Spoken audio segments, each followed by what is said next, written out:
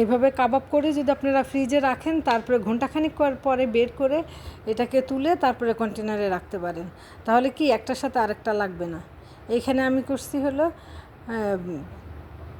এখানে আমি টিকা কাবাব তৈরি করছি। টিকা কাবাব তৈরি করে এইভাবে কন্টেনারে রেখে দিয়েছি, অনেক হয়েছে।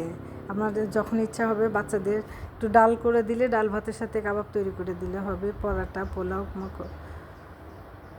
পোলাও, খিচুড়ি যে কোনো সময় আপনারা বেশি করে ঘরে করে রাখলে কি যে কোনো যখন ইচ্ছা হবে তখনই বের করে ওদের দিতে পারবেন। গেস্ট আসলে আপ্যায়ন করতে হবে, যে গেস্ট আসার পর একটা প্যারা থাকে না যে আসবে তারপরে বানাবো, তো অনেক সময় বাঁচে। আগে থাকতে ঘরে করা থাকলে অনেক সময় বাঁচে। আমি এখানে কাবাব করার জন্য প্রথমে ডাল আর মাংসটাকে প্রেশার কুকারে সিদ্ধ করে নিছি। এখানে যতটুকু ডাল দিছি তার ডাবল মাংস দিছি, আর তার মধ্যে এর মধ্যে দিছি 1 কাপের উপরে পেঁয়াজ, কাঁচামরিচ, তারপরে জিরার গুঁড়া আর 3টা ডিম দিয়ে ভালো করে এটা মাখাই নিছি।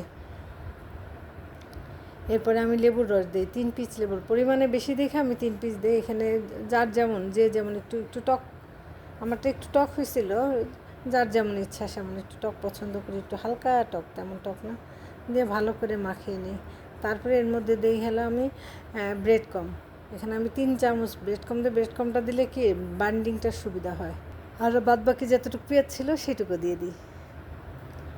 কাঁচামরিচ, পেঁয়াজ, টেলা জিরা, তারপরে গরম মশলা দিয়ে ভালো করে আমি মাখিয়ে নিই। তারপরে এই যে হাতে একটু তেল মাখিয়ে কাবাবের শেপ দিয়ে দিই। এখানে বাড়তি কোনো আপনার ডিমে চুবনি দিতে হবে না। আমি এইভাবে করে রাখলে কি আপনার আলাদা করে আবার ডিমে গড়ায় তারপরে ভাজবেন, নাহলে খুলে যাবে। এইভাবে আগে ডিম দিয়ে রাখলে কিন্তু আর